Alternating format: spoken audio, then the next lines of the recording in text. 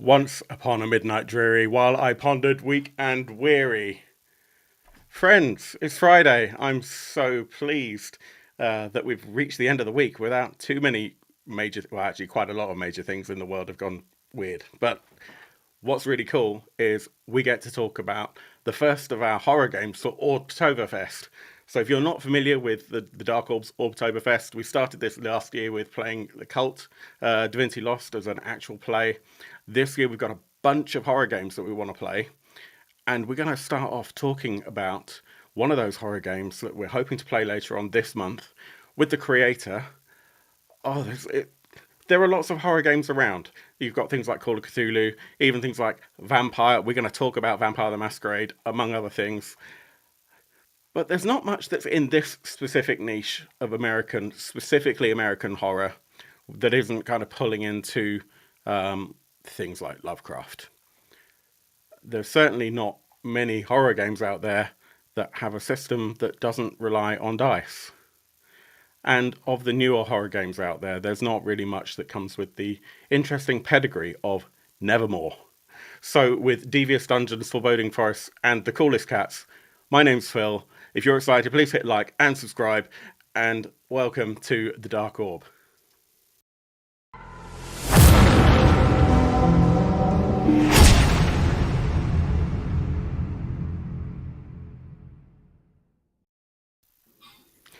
Ian Lemke, thank you very much for joining me. Welcome Hello. to the Dark Orb. I'm so excited that you're here. Thank you. I'm excited to be here too, and honored to be the first in your horror series for October. It's So. going to be a fun month. I'm really excited.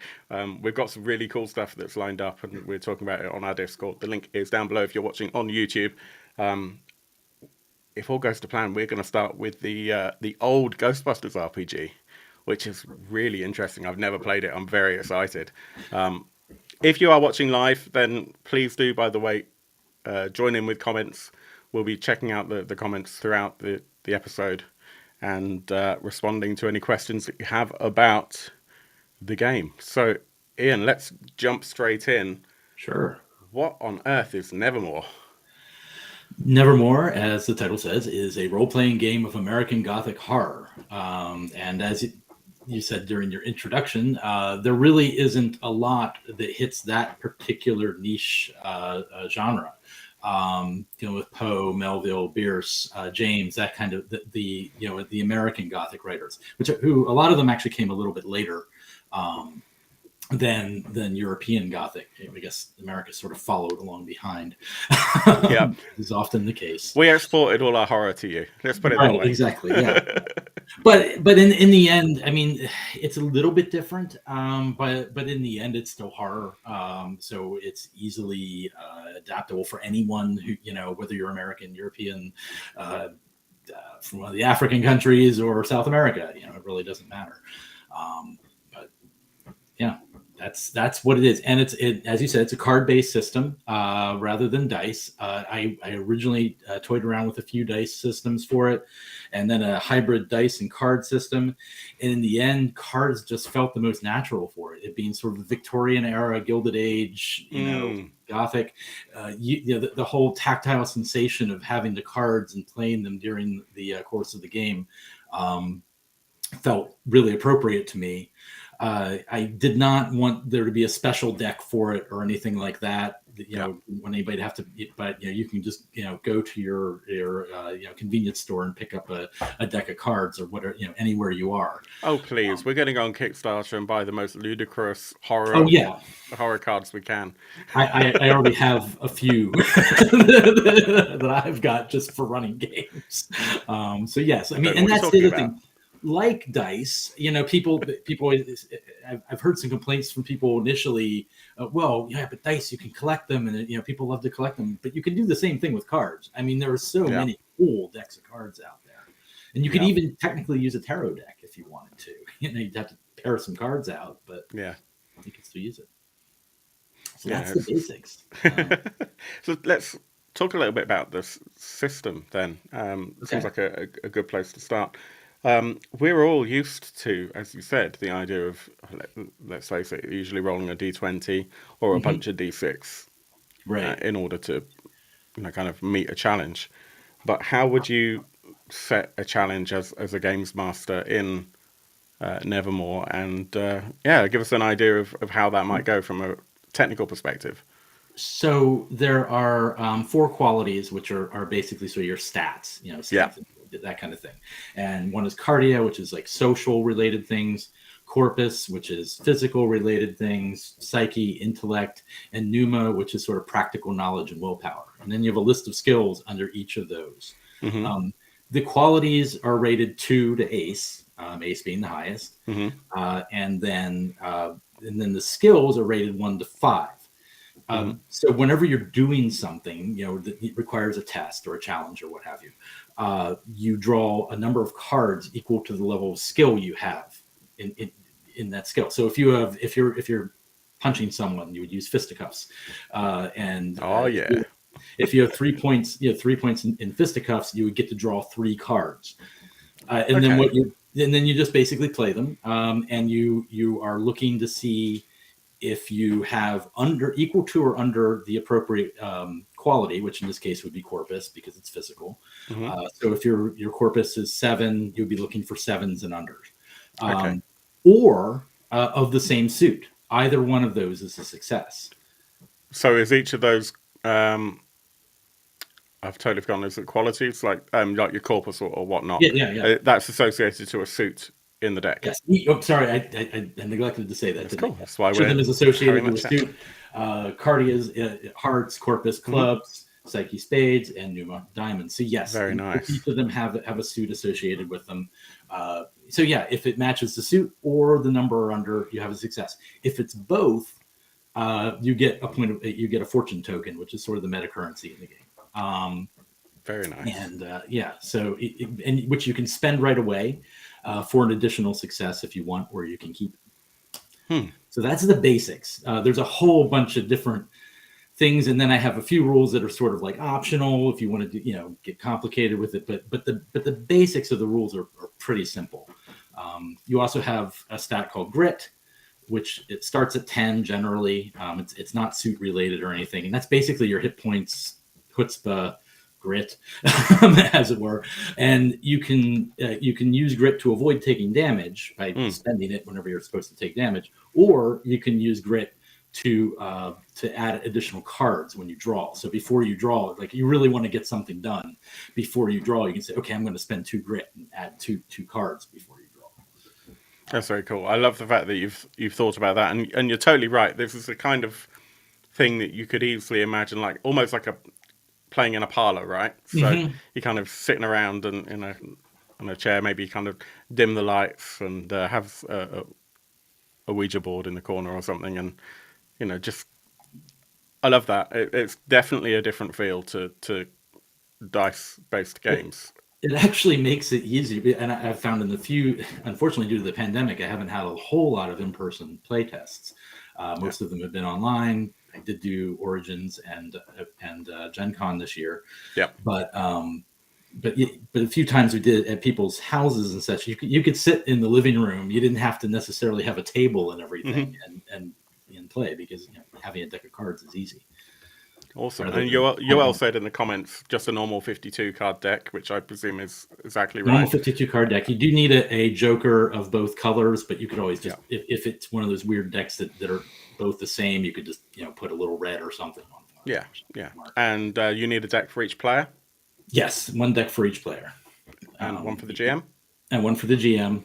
Everybody has their own deck. You draw through it until you reach the end, in which case you shuffle.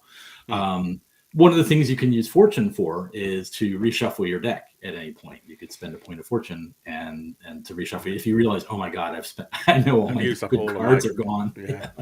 All I can do now is fail from here on in. So if you're a card counter, then you might have a slight advantage. Which I have no real issue with. No, people want because it costs to then like reshuffle. So if you really want to min-max your playing, then there's going to be a currency you're going to have to spend effectively in order to do that. So it doesn't really benefit you the other thing, every way. Doom, the other thing, fortune, that if you spend, anytime you spend fortune, unless it's when you initially get it to get an additional success, you can spend it for free then.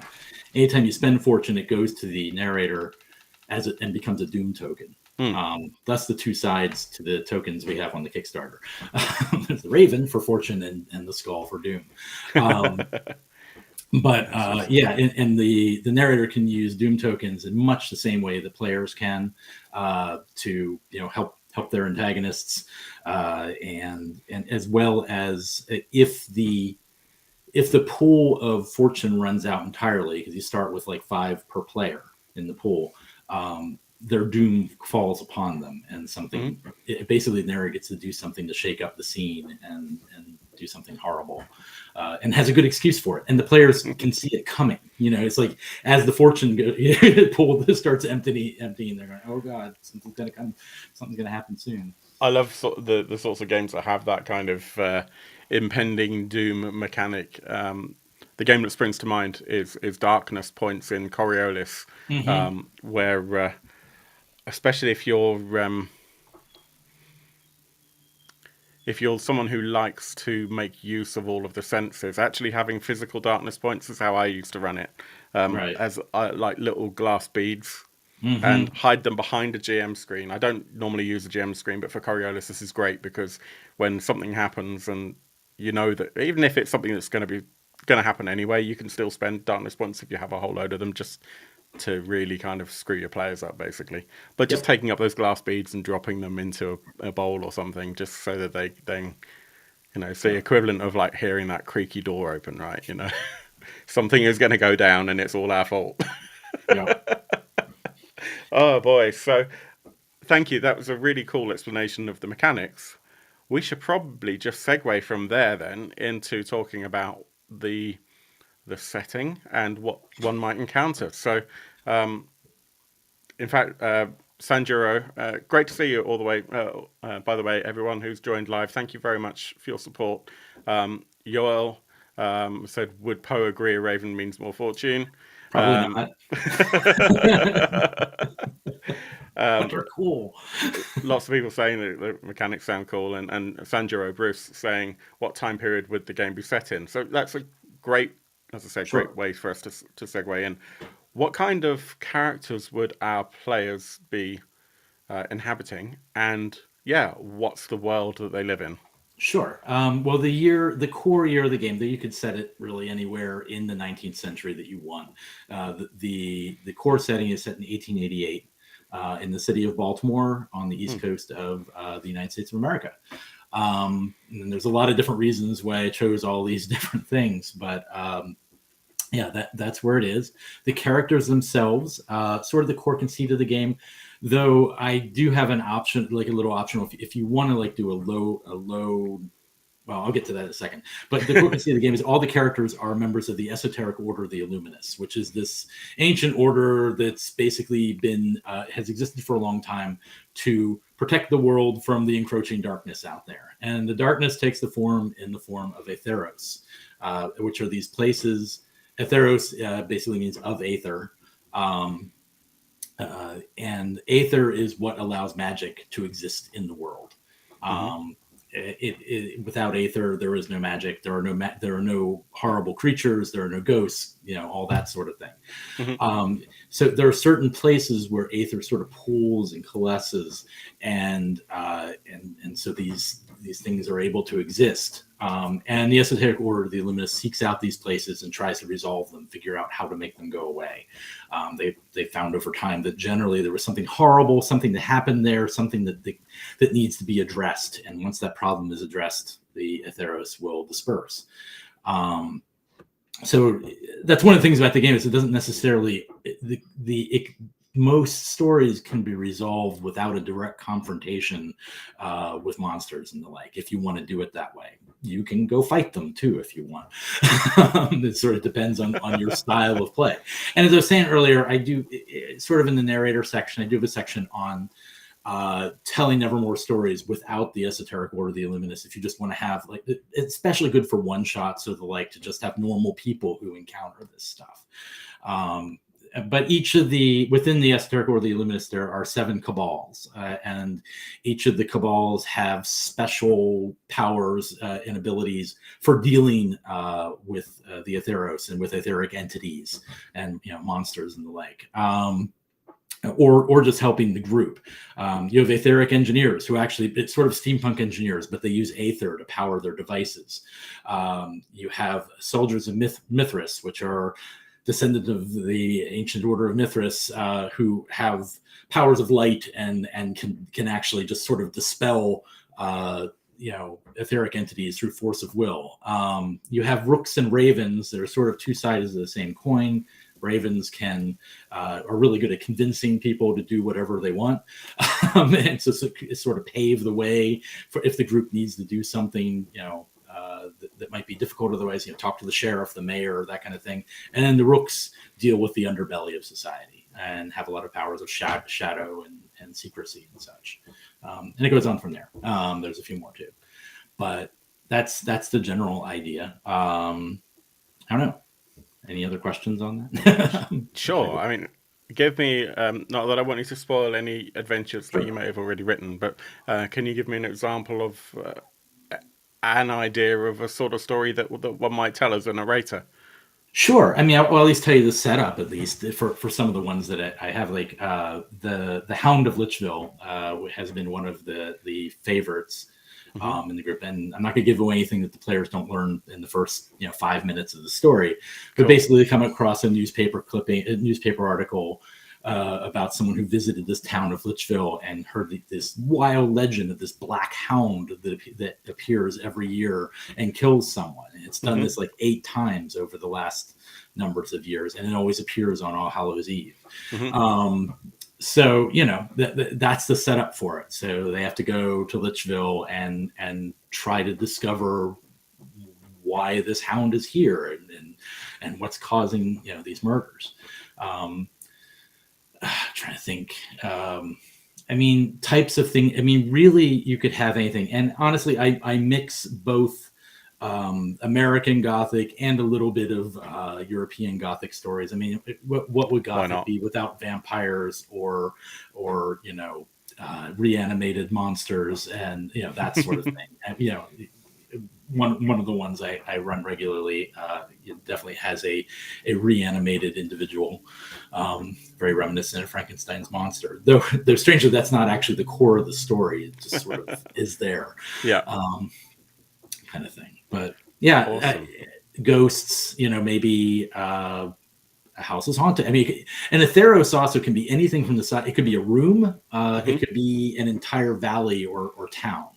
They come in different sizes, so you might have a haunted house. I mean, haunted house would be the in fact the thing I have, the adventure I have in the quick start is pretty much that. It's a house that's been haunted, and the people they're doing some reconstruction on it, and they get spooked off. So the new owner is like, "Hey, can you check this out? I hear you look into weird things." Oh, that's what we do. Weird things is what we do.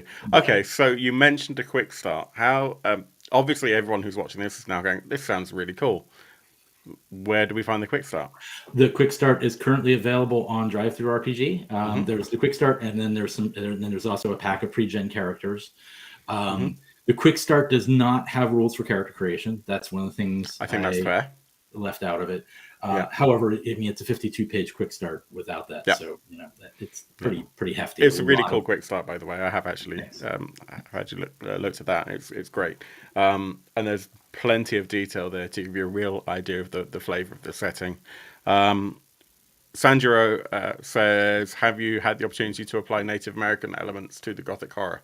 So that's an excellent question. One of the tricky things about America in 19th century, as all of you might know, is we have some pretty dark past in that century, and so that's something I've wanted to be careful with. I guess is the best way to say it.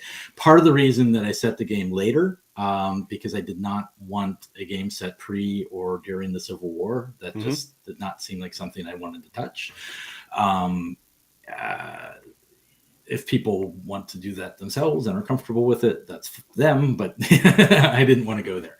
Yeah. And Native American elements are a similar thing. But I've recently talked to Nikki Ray, who used to work on Changeling, the Dreaming. In fact, she developed helped co-develop some of the books, and she's of indigenous background.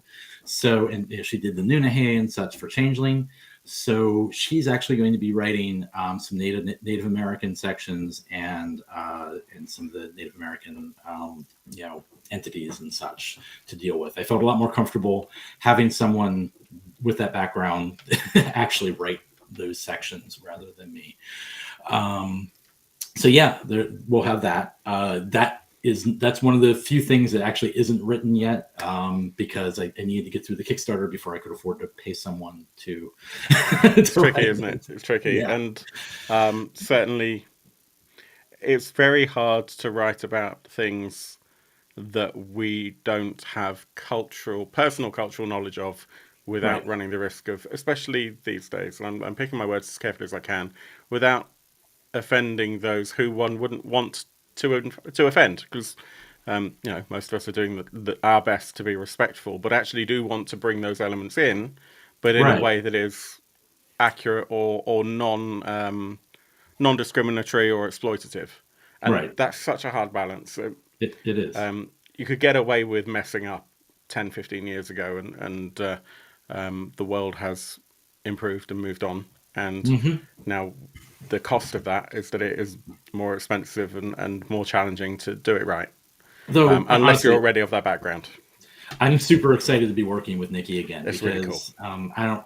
Jackie Cassada actually passed away recently, her partner, but Changeling wouldn't have been what it was without them, because we spent hours just talking about stuff, and they really helped form a lot of what it was. And I would love to spend some time talking about your gaming past, because I think the heritage that you're bringing to this game is really, really cool. Couple more questions, though, from our audience. Exos Dev Andy says, this might have already been asked, which it hasn't been actually, but what's happening with shipping to the UK? So let's talk about shipping internationally and the challenges there. He also points out that, in fact, Andy and Yoel were both born in 1809, on the 19th of January. So they share a birthday with Edgar Allan Poe. So there you go. Wow, nice. So we've got a Poe Fest going on. Yes, we do. We've got very old people in our Discord. International shipping. It's something that I often end up criticizing when I talk about Kickstarters, is the lack of international shipping. I'm becoming more chilled out about it, because I recognize how much things have changed and how difficult it has become. Not only the cost of shipping, but also the logistical cost as well. Things like with the UK leaving the single market in Europe means that you need to do even more paperwork just to get things into the UK. But that might not be your reason. So let's talk about it. No, that's entirely. I mean, right now for the Kickstarter, unfortunately, I'm only shipping to the US and Canada. And Canada itself has its own problems, but it's not the same level as shipping to the UK. I don't. It's sad, because if this had been 3-4 years ago, I'd definitely be shipping to Europe. I'd be shipping everywhere. But post-pandemic times, post-Brexit, things are a mess, and it's really difficult for a small publisher like myself to ship overseas. In fact, if you have $1 million Kickstarter, great. You can afford the things that are going to happen as a result, the losses you're going to take. You can soak them. For someone, on my level and completely independent, completely indie, publisher, I have personally seen people who did shipping to the UK and Europe recently go underwater. They looked like they had a successful Kickstarter, but they did not, because they lost so much shipping to Europe. It was insane. It's a real gamble, isn't it? And the pricing that you might put on the shipping costs now, right? 6 months down the line, or when you actually, particularly if things get delayed because of paper shortages or challenges of getting things to deadline or whatever. Yep. So those costs of production are always changing anyway. By the time you go to print, your costs may have skyrocketed by 100% quite easily. Yep. On top of that, if you've already pre-charged for your shipping, which most of the pledge managers kind of make you do, you might find that you've undercharged by 100%. Yep. And then suddenly you've committed and you've got two choices. You really upset a bunch of your backers and you don't deliver, and then you'll never work in the industry again. Or you take the hit and then you can't afford to work in the industry ever again. So it's not really a win-win situation. And there's also just loss. I mean, of course. So much just goes missing between here and there. Again, it didn't used to be that bad, but currently it is. What can I say? The people in the haulage industry all know a good game when they see it, right? Right. So Jason asked a question about whether or not a print-on-demand option would be available through drive-through. And I actually what I'll probably do is get that set up right after as soon as it's available on the PDF is available on drive-through. I'm pretty sure I'm going to do that for European customers, and I regret having not done it for the Kickstarter, and my bad. First Kickstarter, I probably should have done that. Some of us really hate print on demand because the quality, actually Bruce has just said this as well, the quality is not the same. To be honest with you personally, this is why I haven't gone in and bought any of the Onyx Path stuff for like Vampire, the 20th anniversary or whatnot, which I missed first time round. I'd really love to get a copy of most of those books actually. But to get the high-end deluxe editions, you're looking at $100, basically. And the problem is too when people, if people order one print on demand and it comes back to them looking terrible, drive-thru's not who gets blamed for that.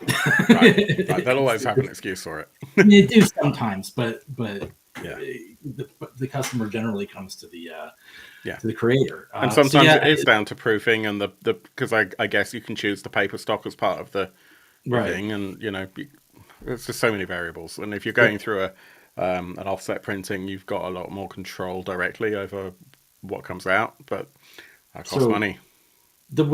What I recommend to folks, and I know I like physical books too. Okay, I mean I haven't got any books at anything. No, I don't. It doesn't look like you've That's just a picture. Okay, all right. Yeah, if I turn my camera that way, you'd see about the same. And the one behind me. Yeah. But get the PDF and then get the book later. And frankly, all told, because I am going to be going in this distribution with Studio 2 for sure, possibly others in the UK. It will be in Europe and UK stores, that the hardcover will. And ultimately, even if you get the PDF now and the hard book later, it's still going to be cheaper than shipping it. So, that's interesting that you mentioned Studio 2. Not in a bad way. I've got a bunch of stuff with Studio 2's logo on the back. So this brings me to a question I've been meaning to ask you about since I read that quick start. What format is the book going to be in? What format? Is it like physical size? Oh, physical size. It's going to be standard. Cool. So it's going to be like a US letter A4 kind of. Yeah, A4. Awesome. Standard size book. Great. That's really cool. So it's going to be stuck on the shelf. It's not good. We're not going to have to find a special shelf to put it on. Oh, my books are all organized by physical size as well as in alphabetical order because I'm a nerd. We should probably spend a little time. Let's have a little look at the campaign itself. Sure. Bear with me. I have it here. I actually don't. That's all right. I'm sure you've seen it once or twice before. So so brief story. I thought I had like a week, before the Kickstarter to go through and fine tune the Kickstarter page and everything. I'm just going to chill, and that's basically all I'm doing that week. And then Hurricane Ian hit. That Ian, he's just a the photos I have of Ian sucks signs, but I have family who lived down there. In fact, both my aunt and uncle and my one cousin, when the eye went right over Wow. So my other cousin and I actually drove down there, and it was 3 days out of my week of going down to Florida, which was great. I got to see my family and help them out and deliver a generator to them and all that. But it really killed my Kickstarter prep time. It's not fun. So, which was sad. Trying to organise this so we can actually see things on. So there we go. Right. God, we're so Yeah. close to So the that Ian sucks. Yeah, we're doing really well on this. Well, I say we. You're doing really well. You've hit your funding, and you're about a half inch away from the $12,000 mark. Which will be the next stretch goal. So that's one question that was raised actually right at the beginning when you first launched the campaign. You hadn't kind of announced any stretch goals whatsoever. So I think some people were a little concerned that maybe there weren't any. So we definitely need to talk about those. They're there. Go on down. Yeah, absolutely. They're absolutely there. So as you said, it's a tabletop role-playing game set on the Eastern Seaboard, 1888. About the book, 280 pages, black and white, and it is gorgeous. There's art throughout. It's very nice from what I've seen. 8.5 by 11 binding. I probably only have about less than a quarter of the art at this point. That's the other thing the Kickstarter is important for, is getting the rest of the art. Got the cover and some stuff, and the art that I've seen so far is really evocative. I think it's really cool. 7 cabals, card-based system, lots of entities and adversaries, rules for exploring Aetheros and mystic solving. It's a revelation system. Obviously, you're all welcome to jump on and read the words. That's what the campaign's there for. But let's check out some of this art as we scroll down to those stretch goals.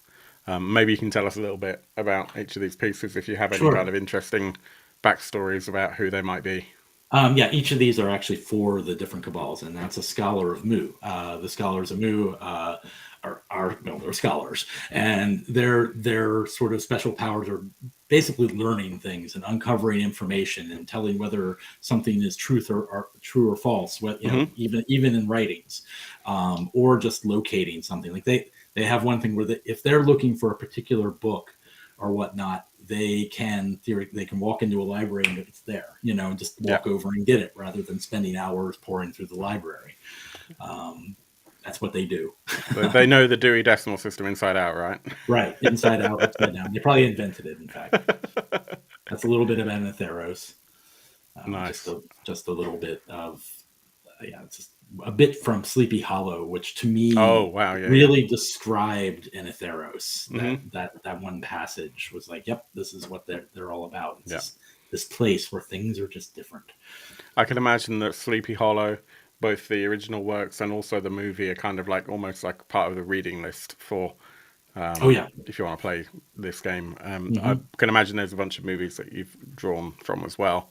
It'd be really cool to kind of get to know some of that. In fact, if that's not already mentioned, that would make a really cool update just to kind of get people in the mood of it. I've focused mostly on books, but I will I'll see about doing that. It's a good idea. I sometimes have them, not very often.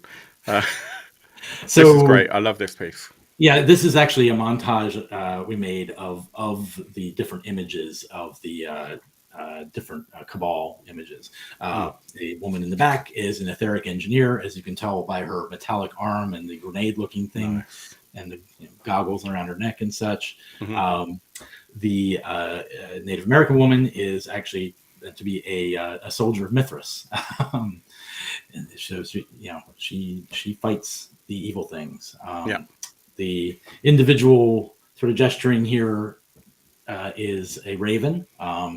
You kind of tell is sort of talking to people, and then you have a theragist behind, and theragists are sort of spiritists and deal with magic, and they're sort of the least trusted of the cabals because they deal directly with the aether and they commune with spirits and things, which the others kind of get squicky about sometimes. Understandable. I can empathize with that. And here's an idea of how the character sheets look. Yep. And you can see those, I think, in the quick start as well to get a good idea of how they play out. There's quite a lot to them. It's certainly, I wouldn't necessarily completely call this a rules-light game, but at the same time, it's not really heavy either. It's kind of midway. It doesn't, from my reading of it, it doesn't seem massively crunchy. I have found that I can explain the rules to people at conventions in 5 to 10 minutes. I mean, 5 to 10 minutes, they got it. And then I'll sort of leave a couple of things for as we hit them, but Yeah. Shipping, fulfillment. Yeah, these are the different.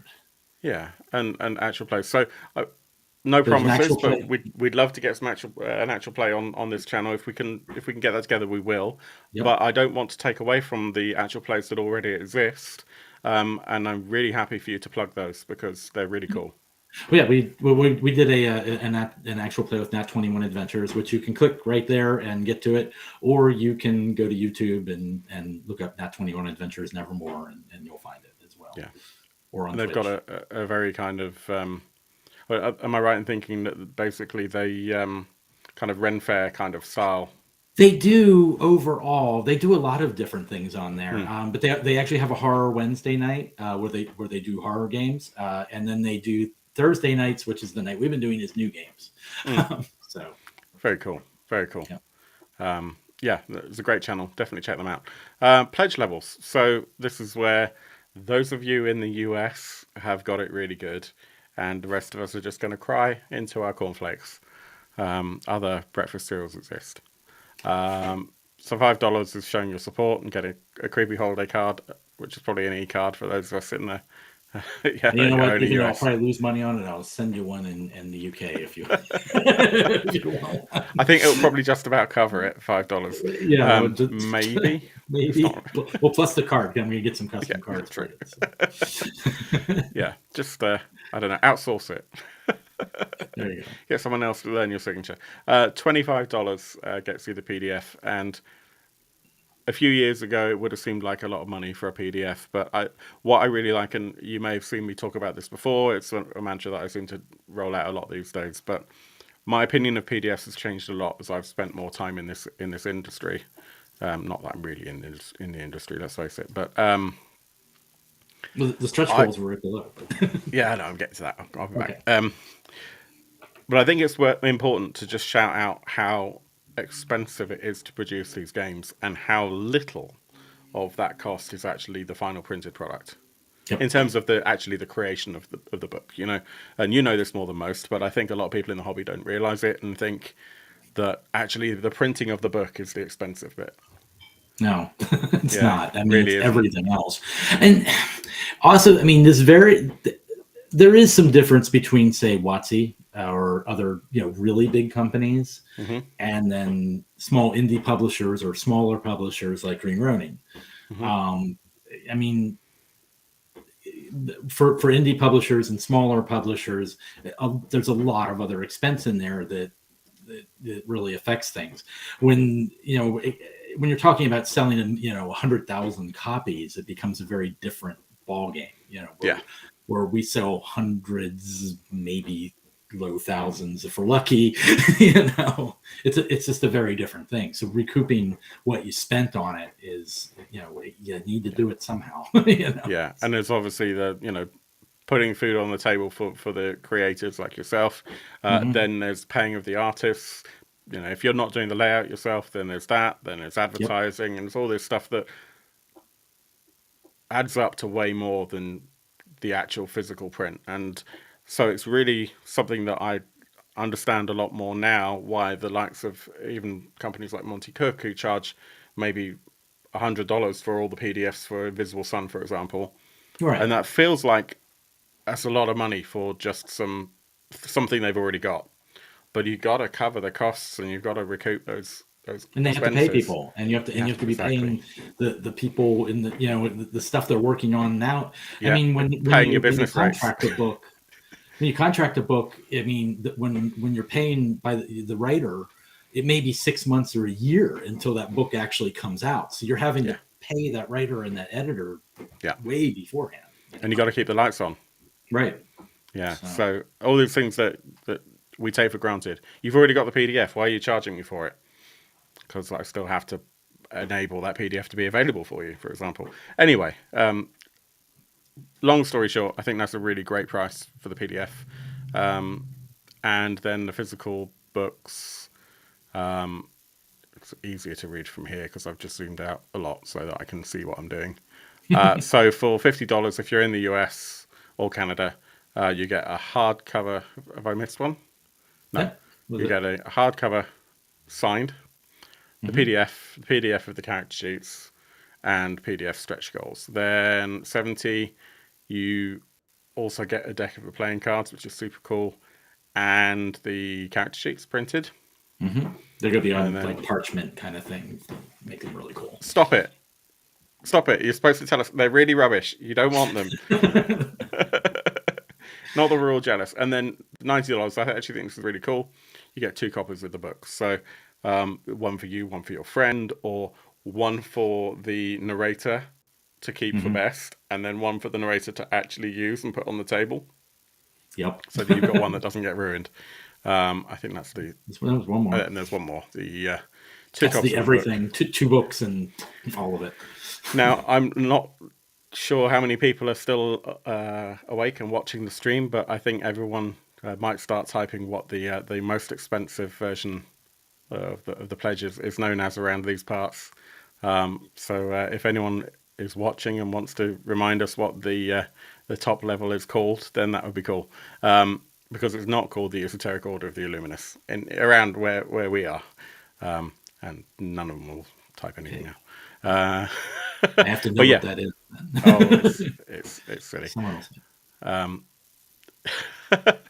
TPL, yeah. TPL. Let's see if anyone else expands on that. But let's talk about stretch goals. What happens? Oh, and you've got add-ons as well. The things that us which in Europe can't have. Shocked about is how I kept debating whether to do it or not, and but they've really there are more of the tiers doing with the add-ons than not. So yeah. I'm glad. The tokens I think will be fun. I was going to do some ceramic, like a lot of people do tokens for if they have, meta currency or something.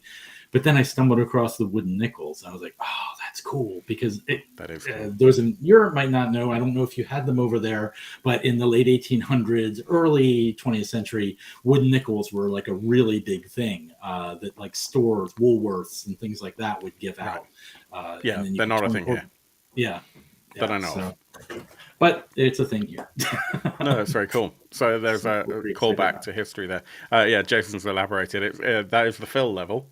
The fill level is the level that is beyond sensible, that has one of everything. Right.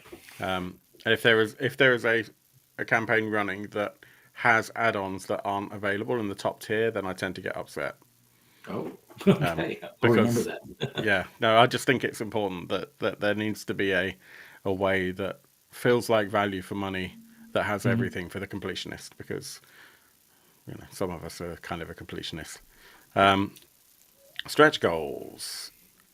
So at $10,000, the stretch goal is the game gets made. At $11,000, you get the PDF adventure by this guy called Ian Lemke. Called The Hound of Lichfield. Which is what I talked about earlier. Absolutely. At $12,000, a Nevermore short story by... I can't read that. I'm Richard Dansky. He was the developer for Wraith of the Oblivion for a while. Richard Dansky, and he's also a horror novelist. So, oh, nice. Obviously we've known each other for a long time, and I talked to him about doing because I kind of felt like I'm not a novelist. I wish I was, and I can write fiction, but I kind of wanted something good and I really like Rich's fiction, and he has a really good grasp of horror. So he's going to do a little short story set in the Nevermore world for the beginning of the book, which will be. Excellent. Addition to what the core page count is, so it'll actually go up. So it's like an introduction, to the world, basically, and you can throw that at all your players and say, "Hey, look, this is where we are." That's very cool, by the way.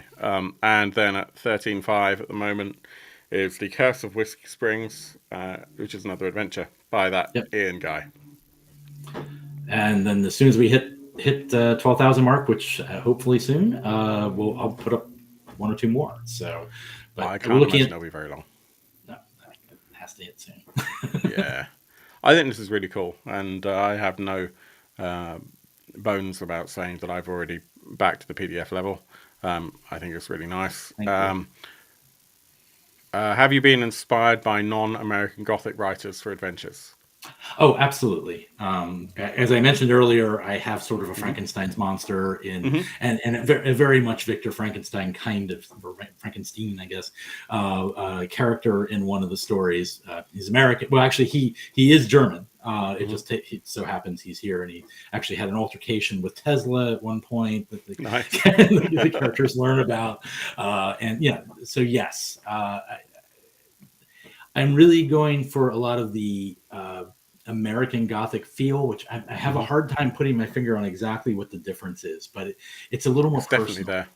It's often a little more personal and Yeah. about the individual suffering from Hmm. a reaction to encountering these things. That seems to be kind of the difference. And so I tried to inject some of that into it. There's definitely a huge difference in the American Gothic horror to European Gothic horror. And I struggle to put my finger on it as well, but I think some of it, for me at least, is the idea that for each community you're in, no matter how large the community might be, it's all a lot more isolated. Mhm. Whereas Europe, all your communities in Europe have been there for thousands of years, have built up over time. So, kind Right. of medieval stuff. You might be in the 1800s, and you might have a Gothic story about, a castle in, Romania or whatnot. But it's set in an area where even if you're slightly isolated, there's society around you. Hmm. Whereas 1800s US, it's not really, it's quite sparsely populated, and so Right. you've got tight communities, but there's a fair distance between them. So you go out into the forest, into the woods, and there's no guarantee if you keep walking that you're gonna find another, you know, Person. person or homestead or whatnot, because Yep. the society just hasn't built yet. And I was going to So say you could do a BBC period drama. Like I could see some Poe stuff, but it yeah, would just all be with American accents. well, it seems Sorry. appropriate. Actually, Michael Flanagan, who's done Haunting of Hill House and Midnight Mass recently. Was it Midnight Mass? No, what was it? But anyway, those of you who are familiar with Michael Flanagan, is doing a Poe series for Netflix that is going to be it's House of Usher, but Hmm. supposedly he's taking in like a bunch of the different stories and sort of mashing it into one kind of thing. So that will be it. I'm really excited to see that. That'll be amazing. I'm really looking forward to that. I think this game looks really fun. I'm really intrigued to see how it develops. I really hope we get the opportunity to play it later in the month. I would really love it if we kind of take a step back and ask the question: Who is Ian Lemke? So, cards on the pun not intended. Cards on the table. I actually have quite a few books with your name on in them behind me, and I didn't realise I hadn't quite put two and two together when I first heard about this project. Right. Just like this nagging in the back of my mind. I've read that name somewhere before. I'm sure I have. So yeah, bearing in mind that I started role playing early mid '90s. The first game I ever played was Vampire the Masquerade Second Edition. Wow. Okay. So let's talk about your pedigree in role playing and how that all started. Started when I was 7 years old. No. No, I want all Actually, the details. I don't know your shoe size. the blue box, the blue book Yeah. original D&D. But yeah, fell in love with that. But I mean, of course, I loved role playing games growing up. I mean, I played like it did start when I was 7, and Yeah. I just played more and more and more. Hmm. Um, my my mother owned a gaming shop for a couple of years, Nice. and then I did as well. But it was a few year gap there, but I Hmm. ran one for a couple of years. I just loved everything about it. Hmm. It was early '90s. I played my first LARP, which was Yeah. it was a Shadowrun LARP some friends ran at Johns Hopkins University, which they made up. It was Hmm. it changed the world for me. I mean, it's just like, what is this? Yeah. This is crazy. At first, I was terrified. I sat in the room for about an hour, not sure what to do. That sounds like LARP. Yeah. Yeah. It won't surprise you to know that my first LARP was Mind's Aetheros. So yeah. and then everything broke loose, and I was in the middle of it for the rest of it. Yeah. And so a friend of mine at the time, I mean, Mike Tinney, we started talking. I got him to play. They did another one. I got him to play, and he was like, "This is amazing." So we decided we wanted to do our own, and we were like, "Well, what would be good?" And we were thinking cyberpunk for a while, but that's kind of close to Shadowrun. And then Vampire came out, first edition, and we were like, "This is it. This is what we need to run a LARP for." So we went ahead and did it, and somehow managed to pull together a 250 person LARP convention called the Masquerade in South Central Pennsylvania. I when it was coming pretty close to it, and I was like, we should invite the people who made this. Maybe they'd show up. I don't know. So I wrote them a letter, because we did that at that time. Back in the days when you could. An actual letter. Waited a few weeks, didn't hear anything back, and finally I said, screw it, I'll call them. I don't know where I got that courage from, but I called, got Wes Harris, and Wes was like, "Oh yeah, we got your letter. We're really interested. What how can we do this?" And so, short story long, whatever, they piled into a van and drove up to Pennsylvania and came to our LARP. And it turned out that they were already in the planning stages for doing Masquerade, and they really liked what we did. Masquerade is nothing like what we did, but it was a very different system. But they liked what they saw, so they asked us if we wanted to be involved, and it sort of went from there. We went down to like a design conference for Mind's Eye Theater, Masquerade, and then Mike and I ended up developing the initial book. Even had a lot of different writers, and then we got hired on to develop Mind's Eye Theater, and then Mike went his way, and I ended up developing Changeling the Dreaming, which was, as soon as I saw that in the back of Vampire, I was like, well, it was fairy then, but I was really a fairy. I got to be involved in this somehow. Very, very cool. And Andy says, my issue with Mind's Eye Theatre is every kindred LARPer, regardless of when they were supposedly embraced, dressed like a Victorian. I didn't. I had a leather trench coat and a giant, like a actual latex LARP broadsword and an Irish accent. It was fun.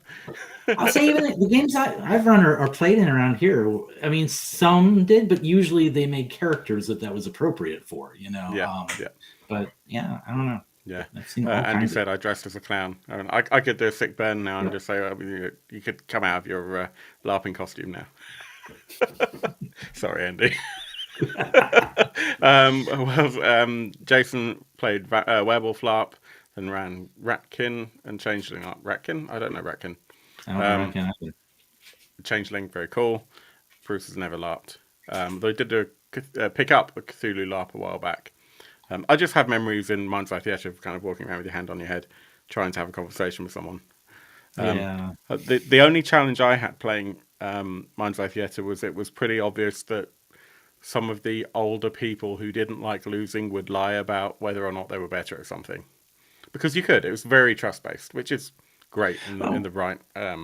Theoretically, you pull out their character card. I mean, the most terrifying thing, I think, hand signal in a Vampire LARP was always the hands overhead with like this, the invisible Krynos form. Yeah. Great. There's 6 werewolves walking by and I can't see them. Ratkin or a change... Oh, I misunderstood. A Ratkin or a changeling breed from werewolf. Okay. Oh, yeah. Okay. It was a context. Changing breed. Context issue there. So White Wolf, amazing ride.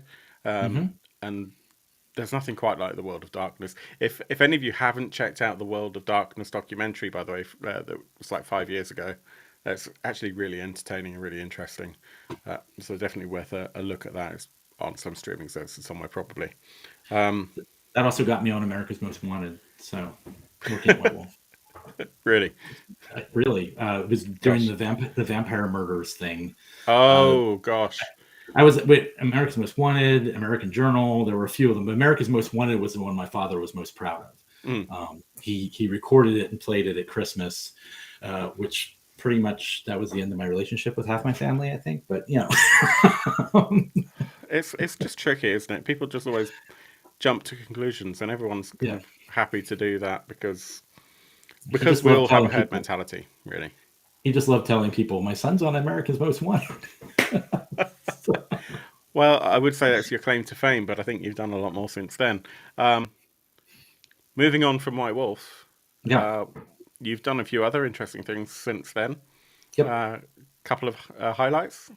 Well, I stepped away from after White Wolf. I stepped away from tabletop games for a while Hmm. for a number of reasons. But and I actually ended up in computer games for a while. I did Hmm. a MMO called Fallen Earth. I was Yep. one of the lead designers on that, and then Elder Scrolls Online. And then realized I really don't like working on computer games. It's very different, isn't it? It's just a very different industry. Mm. I really love making tabletop role playing games. So I Hmm. decided to take a massive, massive pay cut and step back and try and get back into role playing games again, Hmm. which I've done. Since then, I've written for Star Trek Adventures, and of course, I'm the developer for the Expanse role playing game for Green Ronin as well. This is a lot of fun. Done a few other things here and there. Right, Talisman Adventures, which is based on the Talisman board game by Yep. Pegasus Spiel. They hired me to design that, which was great because that gave me some good design experience again before Mm. rolling into my own thing. But this is what I've always wanted to do. Always wanted to make something for myself. So Yeah, absolutely. And Nevermore looks great. And I think it's a really awesome foray into self-publishing, if you like, and really drives home that although this is your first Kickstarter, you've got a bunch of experience in tabletop role playing, and this game's gonna be a lot of fun. As I said, there's actual plays already out there, certainly at least one, and yeah, it's worth checking out to get an idea of the feel. Check out the quick play. Jumping back to things like Expanse, I've got the collector's edition of that over there, filed under. cool. Where is it? That shelf there. There you go. I'm not even sure I have an And a collector's edition. I've got Absolute's Bounty as well, which is written by this Ian Lemke guy. Well, it's As I developed. said, There's actually six writers. It's six adventures which are connected, but though you can play them separately too. So yeah, I wrote one of them. it'll get to the table at some point. I love science fiction role playing games. I find them really challenging to get to the table, and that's Yeah, just me as a GM. They just don't come as naturally. I almost exclusively read science fiction, but for some reason, when it comes to actually running, I don't know. It's a different, for me. It's a very different thing. So it I'm really is. excited about Nevermore, because I find horror games and the kind of more historical games to be much easier to kind of portray To on the table. portray it. That's one of the things I should have mentioned. I mean, I grew up in Baltimore City, which is where Hmm. Poe passed away, and I used to wait for the bus home from work right by his grave, basically the cemetery where he is. So there was just a lot of that. I used to hang out at the bar where it was the last place he had a drink, supposedly. Who knows? Lived a few blocks away from where he died, so there was just a lot of that in the air for me growing up. That's very So cool. it's kind of natural. I think we are kind of reaching a natural ending point. I want to thank you, Ian. It's been such a great time talking to you. I really appreciate it. I love the look of the campaign. If you haven't already checked it out, then please do check it out. The link is below. It's on Kickstarter until the 3rd of November. Yes. And yeah, even if you're unable to get a physical copy, it's still definitely worth checking out. Before we do wrap up here, and I just would like to get one soundbite from you. Okay. In one sentence or less, can you kind of complete the following sentence? You should buy Nevermore because... Because it's the month of spooky, it is the month of October. It is Halloween, and it's the perfect game for Halloween. Whoop whoop. Amazing. Thank you, sir. As I said before, the campaign is live right now. Please check it out. We're going to be talking about this game over the next few weeks, certainly on our Discord. So if you haven't joined our Discord, then the link is down below if you're watching on YouTube, or if it'll be in the show notes with things like the podcast. We'll be back really soon with a bunch of live actual plays and more shows throughout October, Orbtoberfest, as we like to call it. If you've enjoyed this show, please hit like, please subscribe. Please check out Ian on Twitter at Nepenthe Games, and Google Nepenthe Games. You'll find the website and everything. Yeah. Is there anywhere else that people can find you? I mean, there's a Nepenthe Games Facebook page, and of course, yeah, like you already said, the website as well. So, yeah. Yeah, cool. So thank you so much. I hope you've enjoyed the show. And as we always like to say, until next time, I hope your dice rolls are way better than mine. Take care, everyone. Thank you. Good night.